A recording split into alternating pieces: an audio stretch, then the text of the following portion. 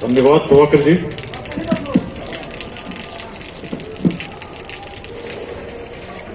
कार्यक्रम में उपस्थित मटिहानी के माननीय विधायक राजकुमार सिंह जी,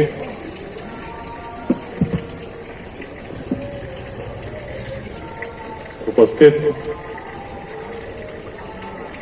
पूर्व मुख्य पार्षद अजय सिंह टूना जी, उपस्थित सभी अग्रजों, स्वजनों, अपने घर में आना और अपने घर में इतने औपचारिक रूप से संबोधन हो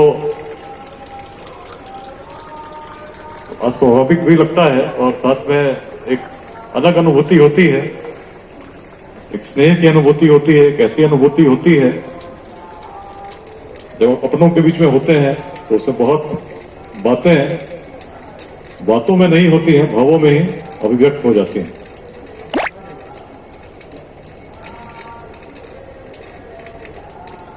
मिलने से ही बहुत सारी ऊर्जाएं आपस में जब उनका समन्वय होता है तो सामूहिक रूप में एक शक्ति उभरती है। अनुज है, बिहार के अनेक क्षेत्रों में जब घूमता हूं, युवाओं से बात करता हूं, पहले एसपी रहा, डीआईजी रहा, अब आईजी बन गया हूं। पहले मैं भी एक छात्र था, विद्यालय में पढ़ता था, यहीं पिताजी उस समय रिफाइनरी टाउनशिप में काम किया करते थे और बरौनी रिफाइनरी से एक पिकनिक के अवसर पर नालंदा जाने का अवसर मिला था। 8वीं कक्षा में था। उस समय गांव जाता, समस्तीपुर में ननिहाल है, तो लोगों को देखता, लोग किस प्रकार परीक्षा पास करने के लिए यत्न में लगे हुए हैं। कोई इस यत्न में लगा हुआ है, कौन मेरी जगह परीक्षा देगा, लोगों की खोज चल रही है। अलग अलग बातें चल रही हैं, किसी की शिक्षक में, किसी को नौकरी चाहिए, उसकी सेटिंग में लगा हुआ है। किस प्रकार उस समय बीपीएससी या कहीं चयन होता था, किसको सेट किया जाए, क्या हो। बचपन में मैंने साक्षात देखा है। मैं पढ़ता था रिफाइनरी टाउनशिप में, पूरे भारतवर्ष से लोग अलग अलग क्षेत्रों से वहां रहते थे। स्कूल भी अलग था, पढ़ाई वास्तव में होती थी, पढ़ते थे। उसी क्रम में एक बार नालंदा जाने का अवसर मिला। नालंदा जब पहुंचे तो कुछ कुछ जानकारी थी, लेकिन जब पहुंचे और जिज्ञासा बनी। जब यह जानकारी मिली कि बिहार में ऐसा क्षेत्र भी था जहां विदेशों से लोग पढ़ने आना चाहते थे, वो भी उस समय जब संचार के माध्यम नहीं थे, प्रौद्योगिकी नहीं थी, आज की तरह मार्ग नहीं थे, और यहां आने के लिए अपने जीवन को संकट में डालकर लंबी यात्राएं करके आते थे। और बहुत ऐसे भी आते थे जो लौट कर नहीं जा पाते थे या मार्ग में ही खत्म हो जाते थे। कैसी अद्भुत प्रेरणा रही होगी। उसने मेरे मन को बहुत सोचने पर विवश किया। यात्रा चलती रही, आगे जाकर पिताजी की पोस्टिंग भोपाल हुई। गए तो पहली बार बिहारी शब्द सुनने का अवसर मिला अपने दोस्तों से, सहपाठियों से। और बिहारी शब्द सम्मान का नहीं, अपमान का सूचक होना, इस प्रकार की अनुभूति हुई तो बड़ा मन में एक और द्वंद्व जगा कि जिस बिहार को, जिसने प्राचीन काल में ही इस प्रकार के ज्ञान का विस्तार किया, प्रसार किया, और जिसके शौर्य की जब बात करते हैं तो ये मध्य प्रदेश भोपाल के बगल में बहुत दूर नहीं है, जहां उज्जैन में उस समय राज्यपाल पाटलिपुत्र से भेजे जाते थे। तो वहां पे आज इस प्रकार की बात हो रही है तो कहीं ना कहीं कुछ तो हुआ, कुछ ना कुछ तो विसंगति हुई, कुछ कमी हुई समय के साथ, जो इस दुर्दशा के लिए उत्तरदायी है। मन में विचार चलते थे। उसी बीच में आईआईटी पहुंचे। उससे पहुंचने से पहले परीक्षा दी, प्रश्न पत्र लीक हो गए। लीक का केंद्र फिर बिहार था। आईआईटी पहुंचे, पिताजी रिफाइनरी टाउनशिप में रहा करते थे, तो गर्मी छुट्टी होती तो बोलते मत आओ। तो क्यों नहीं आओ भाई, मोकामा स्टेशन उतरोगे, पकड़ के शादी हो जाती है। और हम ठहरे सीधा आदमी, क्या करेंगे, उससे अच्छा मत आओ। एक छात्र जो पढ़ता है, अनेक प्रकार की चीजों को देखता हो, इतिहास में प्रेरणा देखता हो, वर्तमान में इस प्रकार का जब द्वंद्व देखे तो क्या करे। अभी रामकृष्ण जी को मैं सुन रहा था, विद्यालयों में शिक्षक नहीं है, महाविद्यालयों में पढ़ाई नहीं हो पा रही है, जितनी क्षमता होनी चाहिए उससे अधिक छात्रों का नामांकन लिया जा चुका है और व्यवस्था है नहीं। बहुत सारी समस्याएं हैं। मैंने भी अपने जीवन में इस प्रकार की जब समस्याओं पर चिंतन किया, मनन किया, उस समय आईआईटी कानपुर में था। अधिकांश लोग उस समय योजना बना रहे थे किस प्रकार बहुत धन अर्जित करेंगे, विदेश जाएंगे, ऐसा करेंगे, वैसा करेंगे, जीआरई देंगे, दे भी रहे थे। उसी समय मेरे मन में चल रहा था, कर तो लेंगे, निश्चित है, विदेश में जाकर रहेंगे भी, अपने लिए तो उपार्जन कर ही लेंगे, लौट के तो फिर यहीं आएंगे और फिर यहीं आएंगे और फिर वही चीजों को देखेंगे। तो इनकी बात थी, इतिहास में किस प्रकार का इतिहास लिखा जाएगा, किसी और के लिए लिखने की बात नहीं, लेकिन स्वयं को मैं जब देखूंगा, सोचूंगा मैंने मेरा योगदान क्या रहा, तो स्वयं को मैं क्या उत्तर दूंगा। तब मुझे लगा कि कुछ करना चाहिए और जब माध्यमों की मैं कल्पना करने लगा तो सिविल सेवा एक माध्यम दिखी जिसमें किसी पैरवी की आवश्यकता नहीं थी, किसी बड़े परिवार से होने की आवश्यकता नहीं थी। केवल परिश्रम करते तो आप ऐसी भूमिका में एक कम उम्र में आ सकते थे जहां आपके हर गतिविधि से, निर्णय से कुछ न कुछ ऐसा हो सकता था जिससे आप समाज का कुछ न कुछ उत्थान कर सकते हैं। इसी भाव को लेकर कुछ योगदान करने के लिए मैंने सिविल सेवा में आने का निर्णय तब लिया। प्रेरणा वही थी, इतिहास में थी, प्रेरणा आज भी वही है, प्रेरित करती है समाज में योगदान करने के लिए। नहीं तो अभी जिस प्रकार से लोगों को प्रेरित कर रहा हूं उसका कारण, एक पत्रकार ने पूछा कि भाई अवकाश के दिन भी आप निकल जाते हैं, लोग बुलाते हैं, करना क्या चाहते हैं। मैंने कहा जो करना चाहता हूं तो मैं कर चुका हूं। अगर आपकी दृष्टि वही है कि सेवा में आना था तो सेवा में तो बहुत पहले आ चुका, सेवा दे रहा हूं। लेकिन जिस प्रेरणा ने मुझे इस प्रकार से परिवर्तित किया वो केवल मुझ तक नहीं रहे, इसको मैं निश्चित करना चाहता हूं। क्योंकि जब भी युवाओं से बात करता हूं तो अनेक प्रकार की समस्याओं को लेकर एक निराशा का भाव दिखता है और मैं मानता हूं यदि निराशा का भाव जगे तो केवल सोचने से, किसी पर दोषारोपण करने से, बड़ी बड़ी बातें करने से समस्या दूर नहीं होगी। लेकिन समस्या दूर तब होगी जब पूरी सकारात्मकता के साथ अपने सामर्थ्य को जानते हुए हम कुछ आंशिक ही सही योगदान देना प्रारंभ कर देंगे।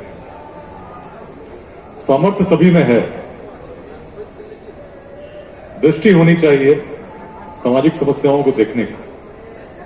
निश्चित है जो समस्याएं हैं बहुत गंभीर हैं, लेकिन इससे भी बड़ी बड़ी गंभीर समस्याओं का हल होते हमने इतिहास पे देखा है। बहुत अच्छी अच्छी बातें कही गई, संघर्ष नहीं, आपस में यदि सहयोग का वातावरण हो, लोग मिलजुल कर चले, छोटे छोटे वादों में नहीं फंसे, चिंतन बृहत हो और हर चिंतन के पीछे यदि कोई उद्देश्य हो तो सकारात्मकता हो, निस्वार्थ भाव हो, एक प्रकार का संकल्प हो कि कुछ अच्छा करना है और समाज का उत्थान में मेरा भी योगदान होना चाहिए। तो मैंने जो किया, ये जो कर रहा हूं, बिल्कुल वही भावना थी जो कबूतर अपने चोंच में जल लेकर जब वन में अग्नि का प्रवाह हुआ तो किस प्रकार उसका योगदान होना चाहिए जिससे उसे संतुष्टि मिले, उसने किया। के साथ दूसरे लोगों को प्रेरित करना प्रारंभ कर दे तो प्रेरणा के बिंदु खोजने कहीं और नहीं जाना है। भूमि वही है जिनके यशस्वी पूर्वज उस समय ऐसा कीर्तिमान स्थापित कर सकते थे। जब पूरे अखंड भारत का साम्राज्य निर्मित होते हमने देखा, जब आज की तरह साधन नहीं थे। आवश्यकता विचारण की, चिंतन की है कि क्यों ऐसी परिस्थिति आई जिसमें हम बदलते चले गए। चिंतन देखेंगे तो बहुत सारे चिंतन उस समय के जो थे, उपनिषदों की बात हुई, मिथिला उपनिषदों की भूमि रही। यदि चिंतन देखें तो अन्य भागों में विश्व के हम देखते हैं जो चिंतन होता मुख्य रूप से भौतिक ज्ञान के विषयों में होता है। लेकिन हमारे पूर्वज तो ऐसे थे, केवल वहां तक संतुष्ट होने वाले नहीं थे, उस तत्व को जानना चाहते थे जो विद्यमान है परंतु दिखता नहीं, सर्वव्यापी है, सर्वज्ञ है, परंतु उसको हम अनुभव नहीं कर सकते। और किस प्रकार की चर्चाएं उपनिषदों में मिलती हैं, उनको पढ़ने में जो आनंद की अनुभूति होती है, निश्चित गौरवान्वित करती है कि हमारे पूर्वज कैसे थे। जब पूर्वजों का चिंतन देखते हैं, जब पूरे एक प्रकार का शासक वर्ग कौन होगा, शासक का पुत्र ही अगला शासक होगा, इस प्रकार की चीजों को हम समाज में रूप लेते देखते हैं। बिहार में हम देखते हैं उसी समय महापद्मनंद मगध के सम्राट घोषित किए जाते हैं, स्वीकार किए जाते हैं सभी प्रबुद्ध वर्गों द्वारा। और उसके बाद मगध का जो उदय होता है, किस प्रकार उसके शौर्य में वृद्धि होती है कि जब अलक्षेन भी यूनान से चलकर आता है और मगध का प्रभाव उसकी सेना में चाहिए, औरों को भी प्रेरित करें। तो मेरा मानना है चिंतन में यदि हम परिवर्तन ला सके, छोटे छोटे वादों में हम ग्रसित नहीं रहे, हर चीज में हम जातिवाद, संप्रदायवाद, छोटे छोटे वादों में सोचना छोड़कर, संघर्ष छोड़कर आपस में सहयोग की भावना से अगर आगे बढ़ेंगे, सामर्थ्य को जानते हुए बढ़ेंगे, निश्चित रूप से जो संभावनाएं भविष्य में हमको दिखती होंगी और निराश होते होंगे, उसमें मूल परिवर्तन आ जाएगा। छोटे से जीवन में जहां जहां मैं गया, 2 उदाहरण की चर्चा हुई। बगहा जब गया था तो लोग कहते थे कि भाई अपराध की परंपरा तो बड़ी पुरानी है, महर्षि वाल्मीकि यहीं के थे, वाल्मीकि भी तो पहले रत्नाकर थे, तो अपराध तो कब से चला आ रहा है। और लगभग वही उसी दृष्टि से अपराध को लोग देखते, और अपराध इस प्रकार फलता फूलता गया कि हर अपराधी की अपनी व्यवस्था थी, अपना गिरोह था, अपनी जमीनें थी जो उसके नाम से नहीं थी परंतु किसी और की थी, परंतु उसके कब्जे में थी, उस पर गन्ने की फसल उगती थी, अनेक प्रकार की अवैध गतिविधियां होती थी। अपराधी तो लाभान्वित होते ही थे, समाज के अन्य वर्ग भी उसमें अपने उस हिसाब से उनका तारतम्य बैठा हुआ था। इस प्रकार की व्यवस्था चल रही थी। जब शुरू में गया, एक विधि व्यवस्था की समस्या के बाद गया, एक मन में जो संकल्प को लेकर बिहार आया था, मगध का शौर्य, उपनिषदों की भूमि, उस प्रकार की बातों को लेकर जब गया, उन चीजों को होते मैंने सामने देखा, तो फिर इच्छा वही कुछ करना चाहिए जिससे स्थायी परिवर्तन आए। प्रयास हुए, एक अलग दृष्टिकोण से जब देखना शुरू हुआ तो केवल पुलिसिया मुठभेड़ तो हुई ही, दौड़ते रहे जंगलों में, दियारे में, लेकिन जानता था समस्या का समाधान ये नहीं है। वैचारिक चिंतन में एक रीढ़ टूटे, इसके लिए जितने खेत थे करीब 320 एकड़ भूमि को चिन्हित किया गया, जो गन्ना उगता था उसको हम लोगों ने पुलिस के संरक्षण में कटवाना शुरू किया। 20 लाख से अधिक राशि वर्ष 2006-7 में जमा हुई। आर्थिक रीढ़ टूटी, गिरोह चलाने में सक्षम अपने आप को वो नहीं पा रहे थे, आश्रय देने में सक्षम नहीं पा रहे थे, क्योंकि पुलिस का सूचना तंत्र बड़ा मजबूत हो चुका था, निष्पक्ष रूप से पुलिस कार्य करती हुई दिख रही थी। तब हम लोगों ने एक प्रकार की प्रेरणा जागृत करने का प्रयास किया। भाई, जिन वाल्मीकि महर्षि का आप स्मरण करते हैं और कहते हैं अपराध उनके समय से है, तो यह भी स्मरण कीजिए कि यदि रत्नाकर ही रहे होते तो क्या विश्व किसी वाल्मीकि को जानता? यदि आप जो कर रहे हैं, करते रहे, तो आपका समाज भी आपको उसी रूप में याद करेगा। लेकिन यदि आपने परिवर्तन किया, जो आपकी जीवन शैली है, जो आप सदैव भयाक्रांत रहते हो, पुलिस के भय में रहते हो, यदि आपने परिवर्तन का निर्णय लिया और उस निर्णय के सम्मान में अपने आत्मसमर्पण कर समाज की मुख्य धारा में जुड़ने का प्रयास किया, तो निश्चित ही यह समाज आपका ऋणी होगा कि समाज में शांति स्थापित करने में आपकी योगदान। इस प्रकार की भावना उनके परिजनों में हम लोगों ने विकसित करने का प्रयास किया। और कई बातें हैं जहां वर्षों से अभियान चल रहे थे, ब्लैक पैंथर, व्हाइट पैंथर, तरह तरह के अभियान के नाम थे, तरह तरह के प्रयास चले, मुठभेड़ हुए, पुलिसकर्मी भी मारे गए। लेकिन जब बातें इस प्रकार की होने लगी और साथ में अन्य कार्रवाई हुई, तो बातों का असर अधिक हुआ। प्रेरणा इतिहास की थी, किस प्रकार से रत्नाकर वाल्मीकि बने और आज पूरा विश्व उस रूप में उनको जानता है। और रोहतास गए तो रोहतास में भी उसी प्रकार से चिंतन हर वर्ष वही चल रहा था। रोहतास किले पर 26 जनवरी, 15 अगस्त काला झंडा फहरता था। कितनी पीड़ा होती होगी किसी भी ऐसे व्यक्ति के मन में जो राष्ट्रभक्त हो, इस प्रकार का चिंतन करता हो, जब जाए और वर्षों से ऐसा ही चल रहा हो, उग्रवादियों का ऐसा प्रभाव हो, क्षेत्र की भौगोलिक परिस्थिति बड़ी कठिन है। शुरुआत में बड़े नजदीकी मुठभेड़ हुए, जंगलों को जानने का प्रयास कर रहा था, तब भी फिर वही बात, चिंतन कुछ अलग करना होगा। वैसे ही जैसे चलता रहा, अगर चलता रहेगा तो चलता ही रहेगा।